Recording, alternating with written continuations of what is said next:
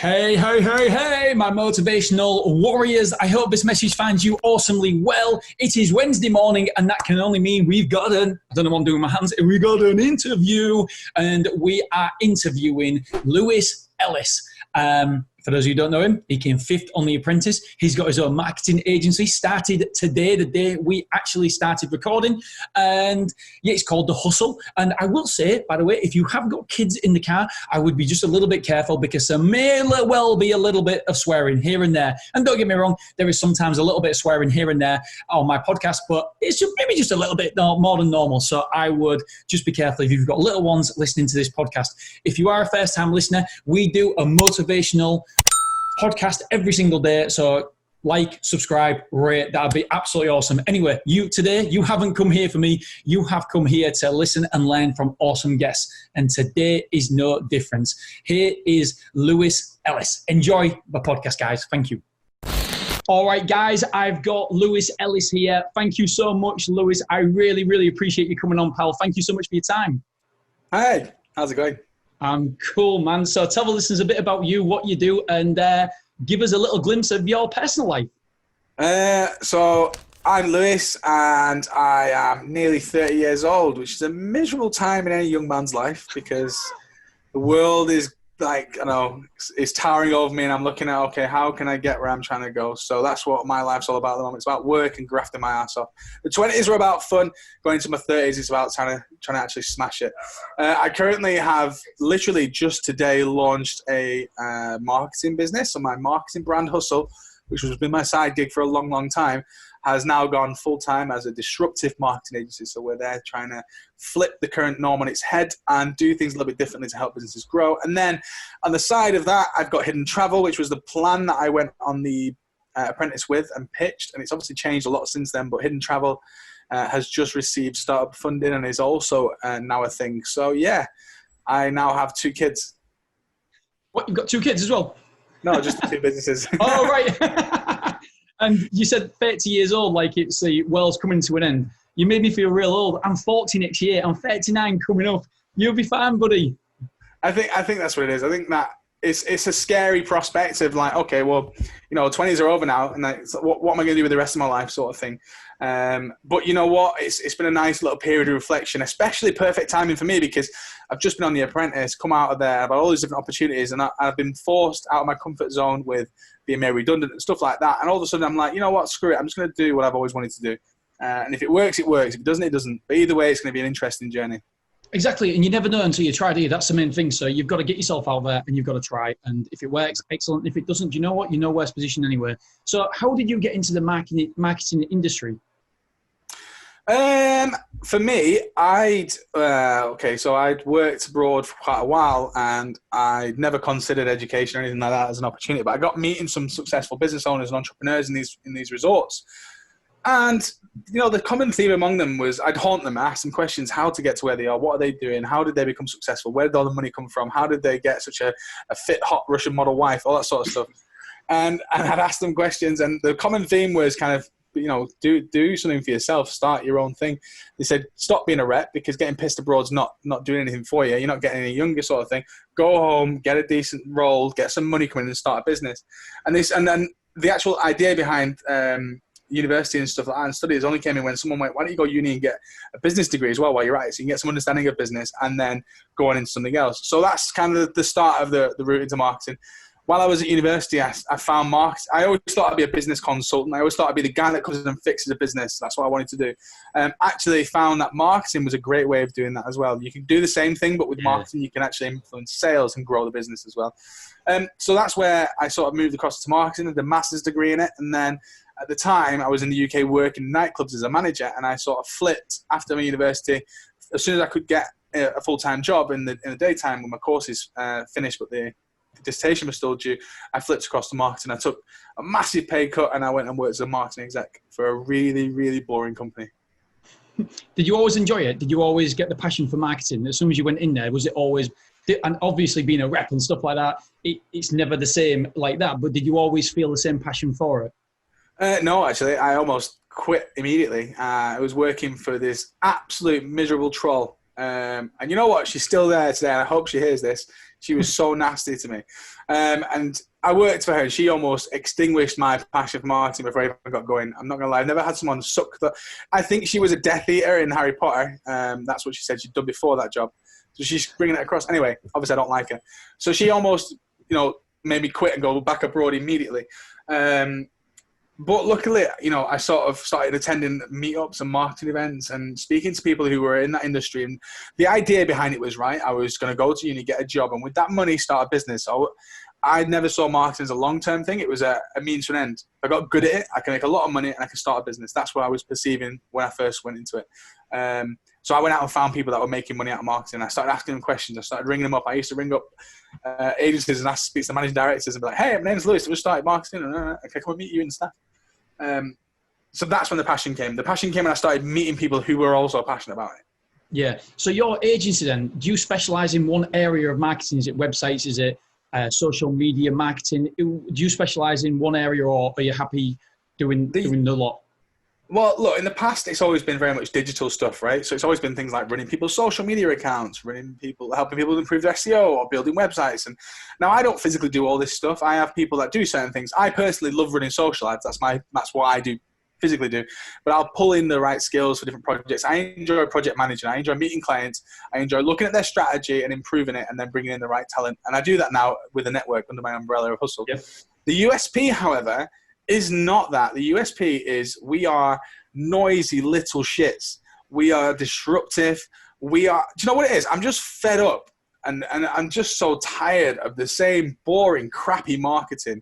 And it's all great, right? It's best practice. And I know that all the agencies out there will just, you give them a thing, they'll do the best practice. They'll give you X amount of blogs a week. They'll write this much content. They'll do these things to your SEO. They'll do these posts on your social media.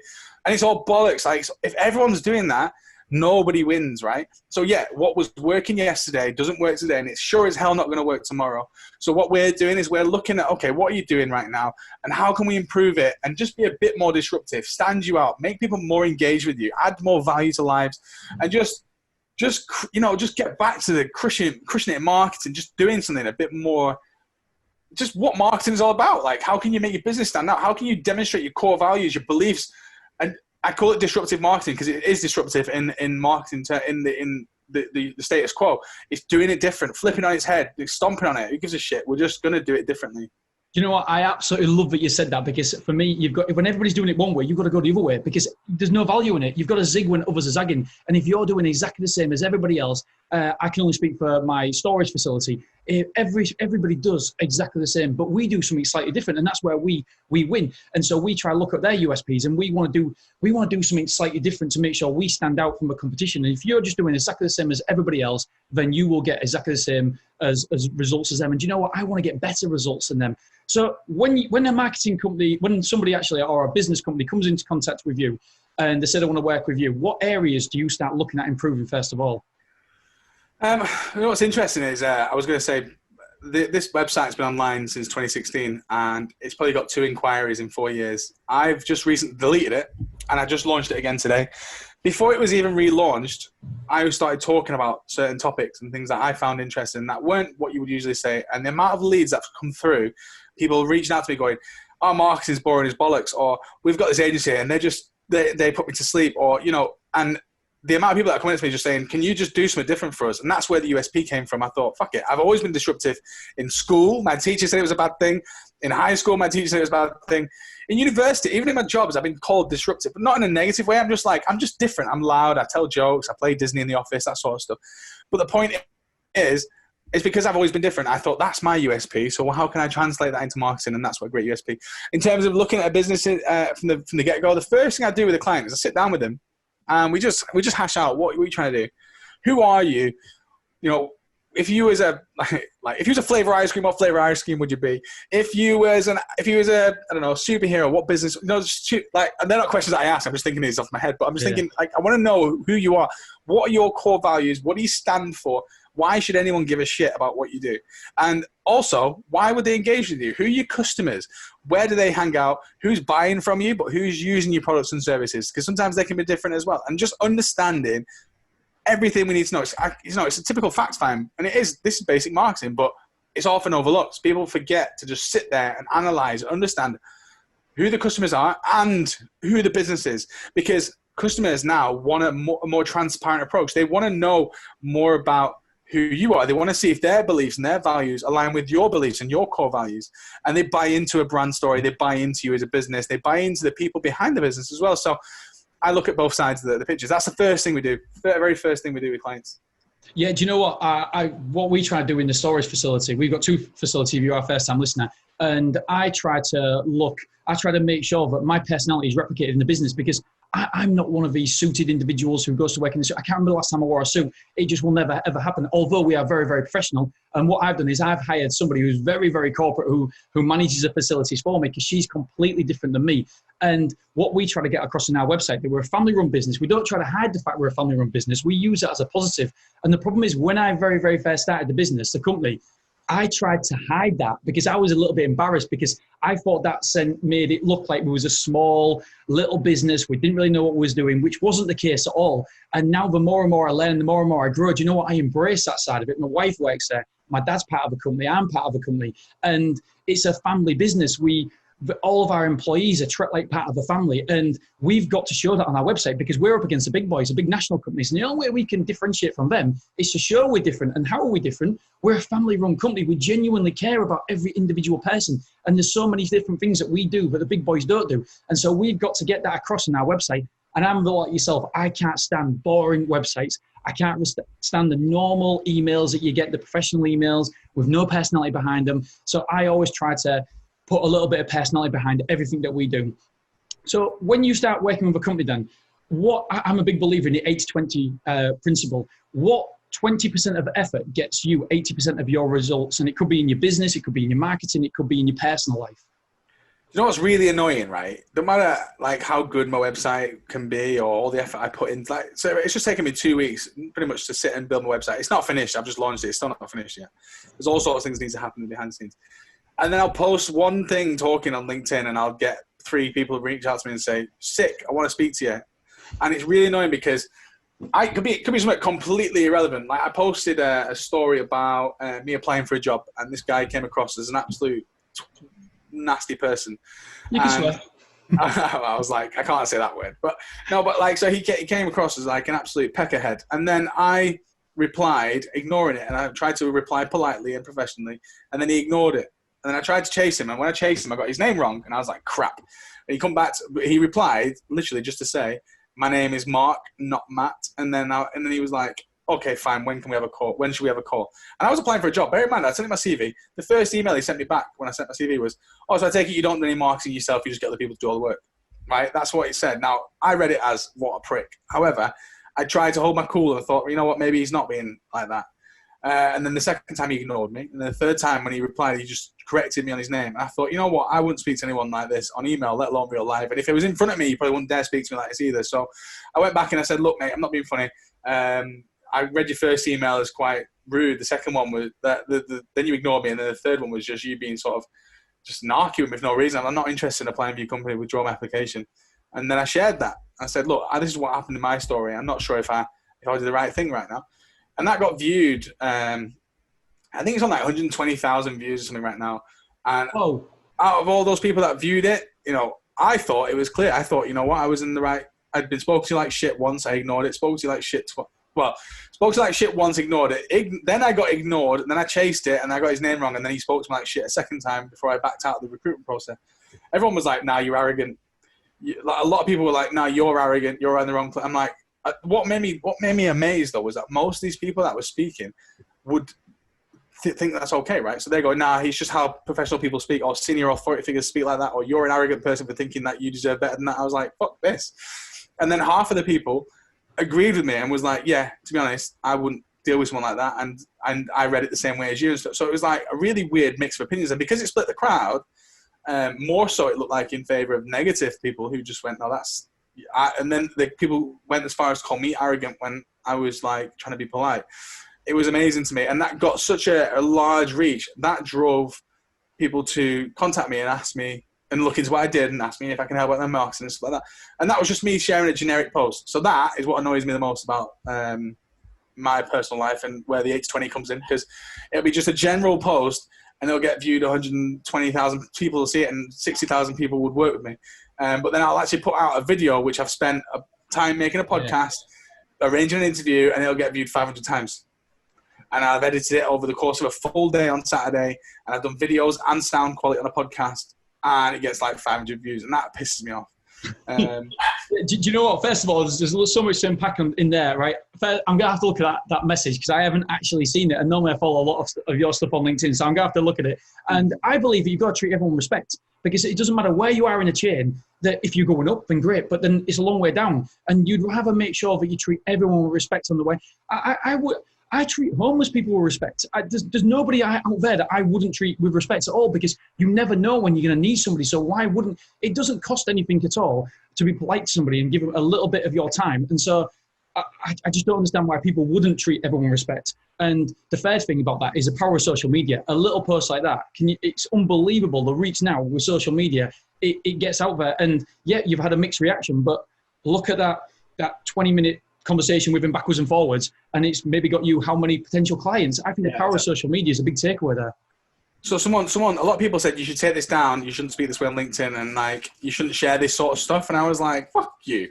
I was thinking, it's my life, it's my social media. If I'm going to openly share things with people, like I share everything or nothing at all. You either are welcome to my world and I'll share everything about myself, my failures, my wins, my successes, my mistakes.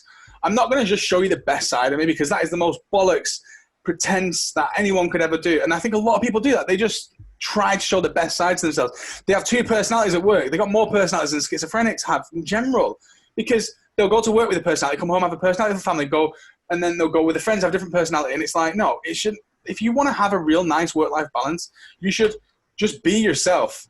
Like, you shouldn't have to feel like you have to pretend to be someone else in the office. Yeah, you can talk more professionally, you won't swear in the office, but the point is you shouldn't feel like you have to hide your personality in, because then you start becoming a cog in the machine. And this is what I've always tried to avoid my entire life.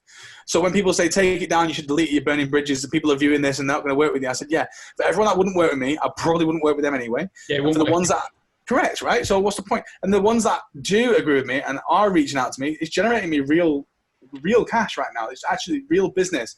In fact, one of my clients that I said that's quite a lot of money a month at the very start of my launch has come off the back of a post like that. So yeah, it might not be everyone that wants to work with me. And I don't think if you ever are going to achieve something in life, I don't think everyone will ever agree with you. Because if they all agree with you, it means that you're definitely not doing something right. It can't be right. Yeah, 100%. 3 takeaways again. 1, I just read a book about putting your mask on, and you should only hang around with people who you don't need to wear a mask. And when you feel like you're wearing a mask and pretending to be somebody, then you're not being the real version of yourself. So therefore, you should either spend less time with them or get them out of your life completely. And number 2, you definitely share everything on social media, because you got made redundant not live on the call, but on the call. And that's why I got in touch with you again. And I was like, Lewis, that was amazing. That was brilliant. And you actually wasn't worried, wasn't scared of sharing that. And me personally, I fully respect that, because like you said, pre-interview chat, that so many people have been through that, are going through that right now. And you doing that, and you showing you've been through something very, very similar, of getting a message and saying, oh, right, I've been made redundant, and actually sharing that with the host you was talking to. I think it gives strength to other people. So I think kudos to you, buddy. And I also try and share everything, all the good, the bad. I tell everybody about my wins, my failures. We've got podcasting.co.uk, and what I do there is document the journey. I'm trying to get 1 million downloads per month on this podcast, and I'm documenting the journey. I do a daily video, and I say what works and what doesn't. Because at the end of the day, if you start hiding behind who you are in this social media world, you will get found out pretty soon. It's a miserable way to live your life. It really is. Like, I had to eat my words live on camera, where I was like, I'll be fine. You know, if I get fired and made redundant, I'll try and keep positive. And I know a lot of people are struggling with it, and then it actually happens. And I'm like, fuck, I actually have to. I just said it publicly. I actually have to be positive, and I have to think my way out of this, and I can't get sad.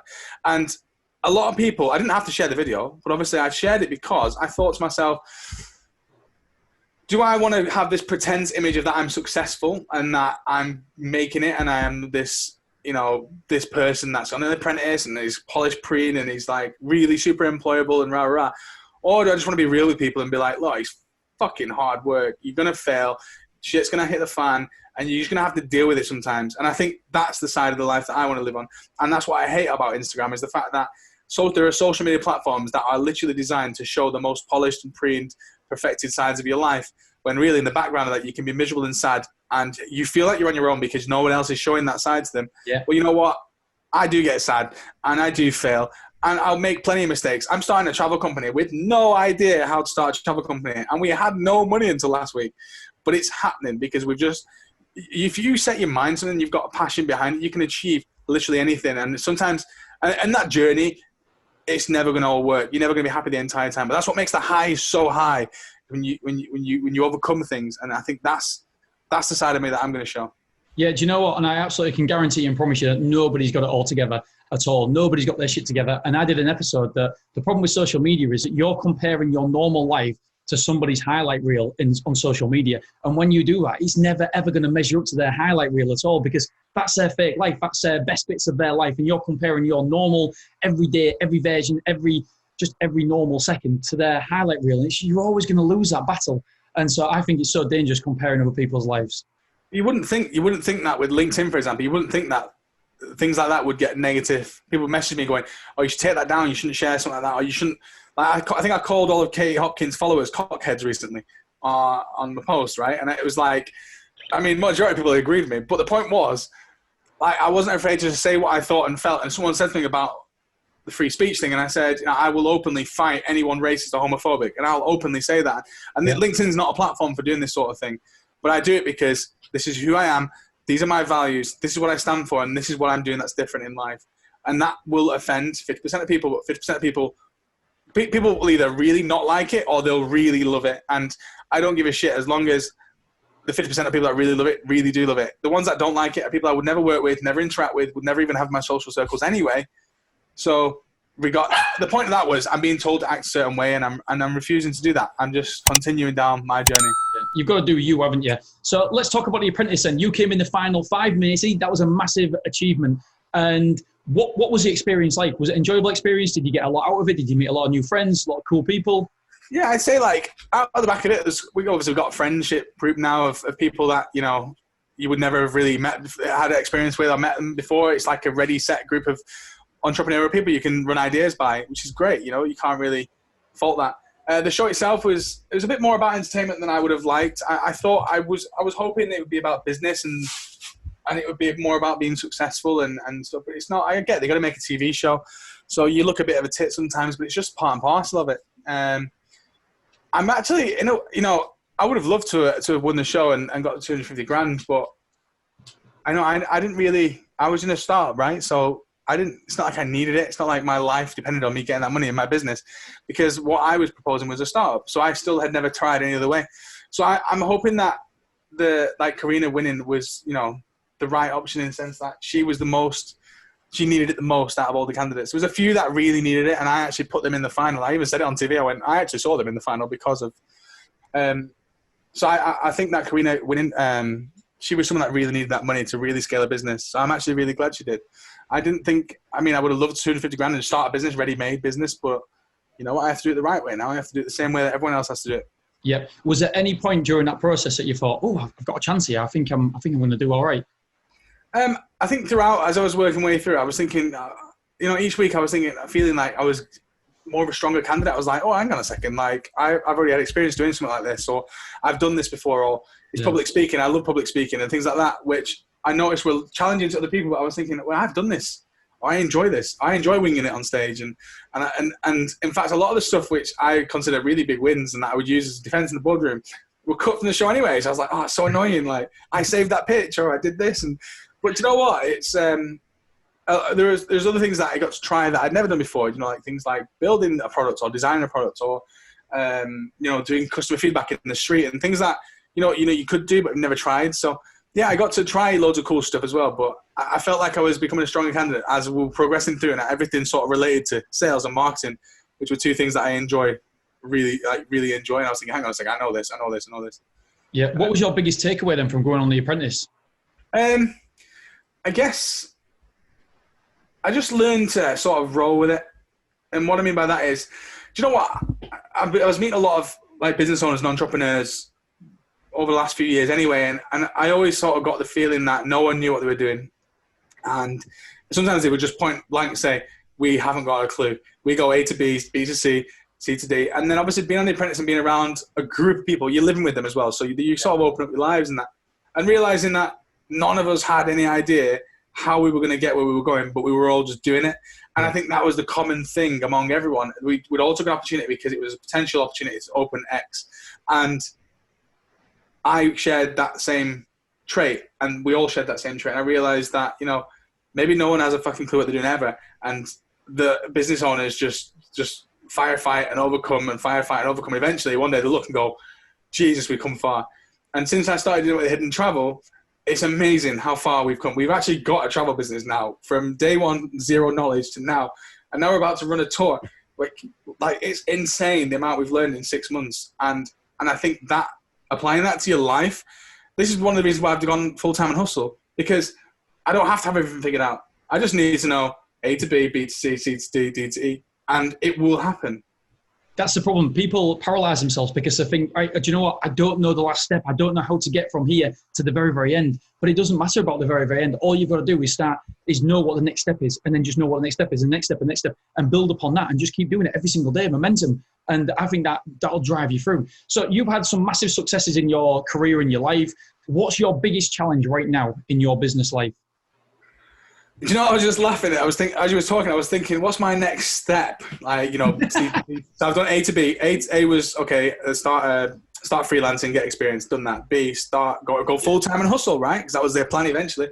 Gone full-time hustle, not applying for jobs anymore. No safety blanket. I'm not looking for someone to give me a job. That's scary because now I don't know how I'm going to keep that car parked outside. And it's all fun and games until the bailiffs knock on the door. So what's the biggest challenge right now? Figuring out how the fuck I'm going to pay the bills. But you know what? I'm just not worried about it because, okay, if I'd quit a job and done this, then I'd probably be like, oh no, I've not got a salary now, I need to make it. I'm still at the same sort of level, but actually what happened was the salary was taken away. The job was taken away. It was out of my control. And I sort of realized there's no security blanket. A job isn't a security blanket. So where I felt safe in a role and I was paying for the bills and stuff, actually, I'd put my sort of happiness in someone else's hands. So the biggest challenge for me right now is how to get that happiness back in my own hands. Find clients, get some money coming in, do some awesome campaigns, get some great case studies behind them, and go, this is why we're different. Because right now, everyone's going, oh, it's another agency. But actually, trust me, what's out there right now, no one is doing what I'm doing. And, well, they're not doing it with passion anyway. So, yeah, there's something here. So the challenge is stop the car being taken by the bailiffs.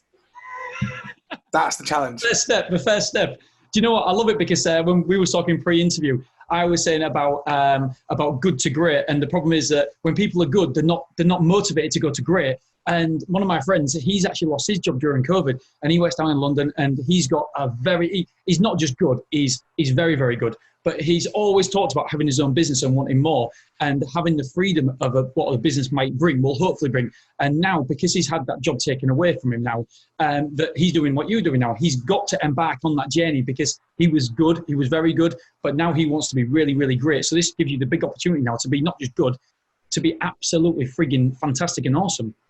Well, I think this is the thing. So for me, I went to work in marketing agencies a few years ago because I wanted to learn how they run, steal their idea and processes, and employ it into my own agency. So I knew about marketing, but I didn't know how to run an agency. So I went and worked in agencies for that reason. That's why I joined agencies, and I've done that. So actually, I've been forging this path for years. I just didn't plan on it now. But actually, if I hadn't lost my job, been made redundant, I'd just been given an agency to run. So would I have done my own? Probably not, because I'm doing it for someone else and I was running it. I'd be the boss. I'd get a decent salary. Why would I? So actually, it's probably a good thing it happened, because if it hadn't happened, I would never have gone and tried to do it myself. And honestly, when you're on your own, you literally have no idea how you're going to get the cash in. Like, it's a scary. I feel like, yeah, I'm free, but I've been working non-stop on this sofa, like where I'm sat right now, like every day this week till at least 2 or 3 in the morning working. But it doesn't feel like work. It just feels like I'm cracking on with the project. Yeah. And like I said, getting some clients in and getting some wins through the door already at such an early stage is just amazing to me. I've got to get them to pay yet, but the point is, like, I'm doing it, and I don't know how it's happening, but it's happening. So all I can do is keep going. Do you know what? I don't actually think I've shared this on our podcast, not because I try to hide anything, but 2 and a bit years ago, because we developed a self-storage facility indoor, it cost a lot of money, and we had a bill come onto my desk, and it needed paying in 5 weeks' time, and it was just over £40,000. And I'll be honest with you, Lewis, I didn't have that money. I couldn't, because it's a lease up stage. When you're in the self-storage, it's great once you get up and running. But the problem is that you've got all the expenses when you first start and up, but you've got no customers coming in, so you've got no revenue. And when this bill came in, I thought, oh, shit, I've got no money. I don't know what to do. But I had to do it. I had to find that money. And then so out of nowhere, from one of my other podcasts, I started a software company. I started a software that I thought, do you know what, it could work.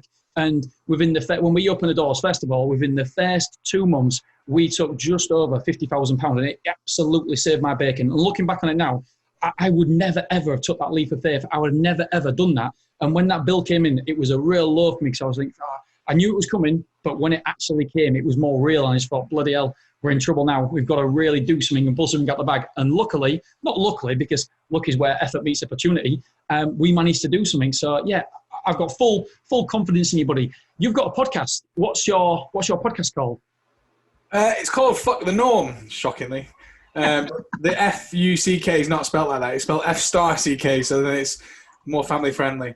But yeah, that's basically the same sort of... What I'm talking to you about now is just openly discussing the journeys that have led to success and showcasing the fact that it's not easy, and it's never going to be all fun and games, but I'm also speaking to people that are successful in their own right and have done it differently. I know some of them are so weird.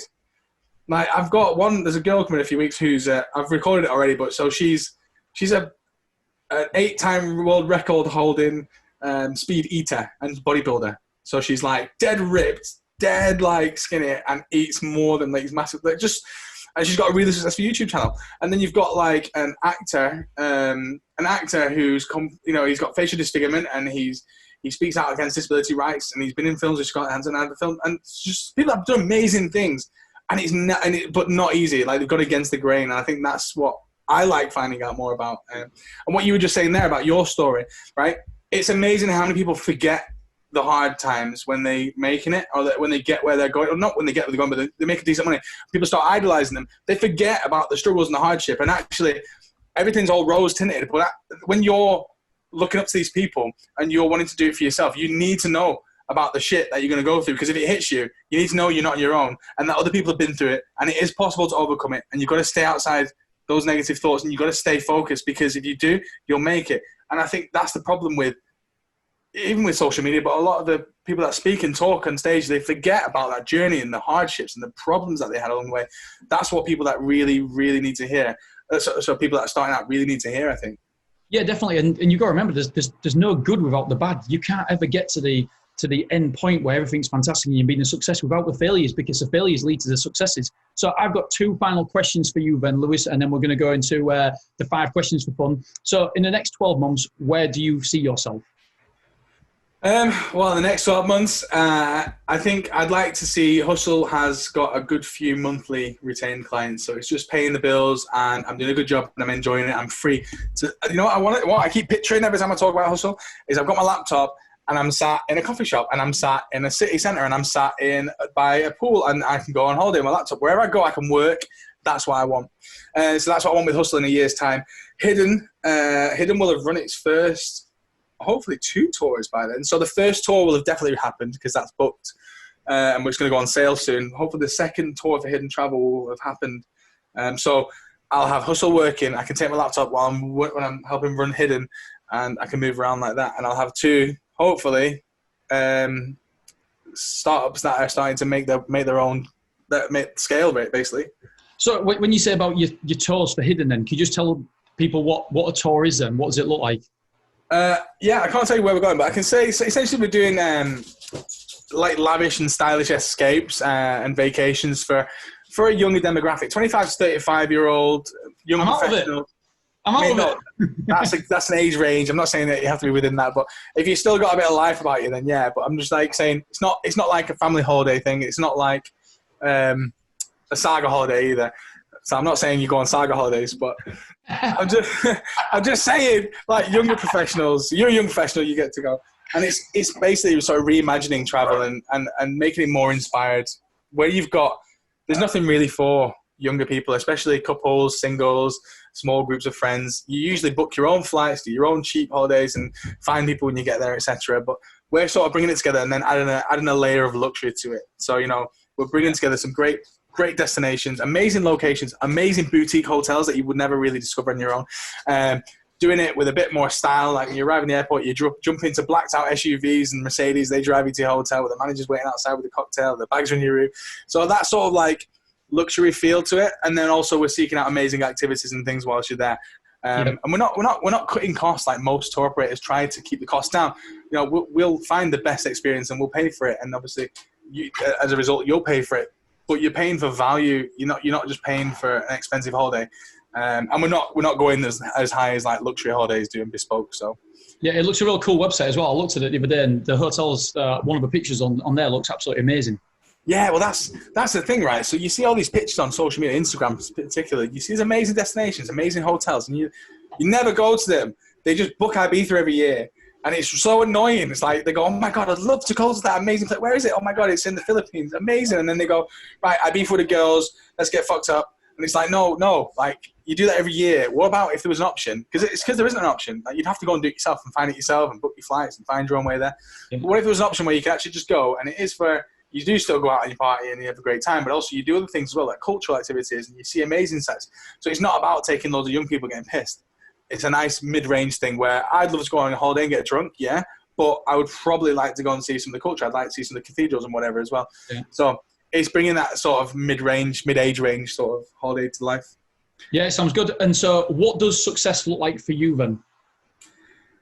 I got asked this not long ago, and you know what? I always thought... You are? It's a horrible question. Well, I always thought my answer would be rich, but actually money wasn't even in my thoughts. Success for me was, like I said, I think in pictures, right? So I picture myself with a better version of this Mac's shite, but like taking this laptop and being sat, you know, on a Hiddn. So I'd be sat there, and the Hiddn guests are there, and I'm in the hotel reception. I'm working on Hussel Marketing. You know, I've got clients that are happy in the UK and all around the world, and I've got people look after stuff, and I'm there present whilst abroad, but I'm still work. That's success to me, because for me it's more of a freedom thing. I can move around, I can do the things I've always wanted to do, and I've got ownership over things. So, you know, I can say Hiddn Travel's mine. I came up with it. That idea, the reason you're here is because I thought it up in my head, and now you're here. That is amazing. And I think the same with the marketing side of it. I want to have something really, really different as an agency, like really do something different for clients and really smash it for them. And as a result of that, again, it's something that I can call my own. I had this idea of disruption and changing the way everything's done, and I made it a reality. So that's, for me, success. That's how I picture it. And I forget about, like, I don't really, I have an idea of a house that I want, a car that I want, etc. But that doesn't really enter my mind when you ask about success. I picture that sort of freedom.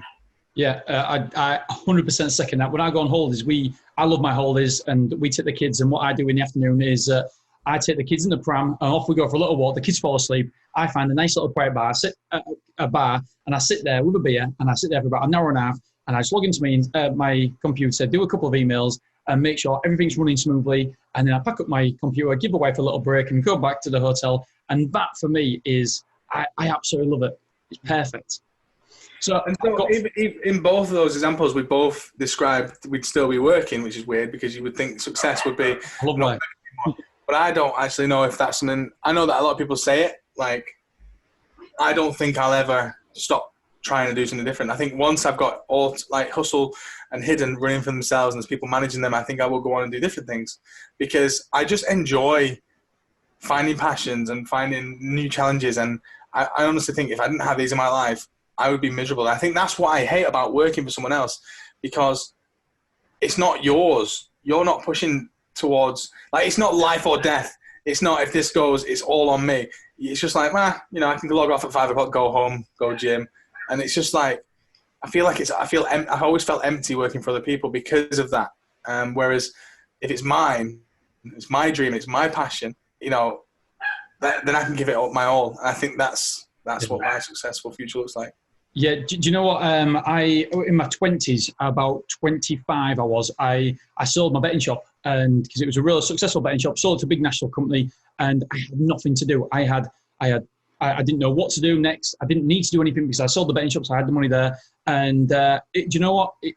I thought that was a dream. I thought it was to sell out with a high figure, and not really have to work again. And I'll be honest, I was miserable for them 6 months. It was one of the most depressing times of my life because when I got up in the morning, I had no direction, I had nothing to do. It just wasn't an enjoyable period. And by the way, I've told you before, I since lost all that money that I made with selling it. I opened the restaurant and it tanked.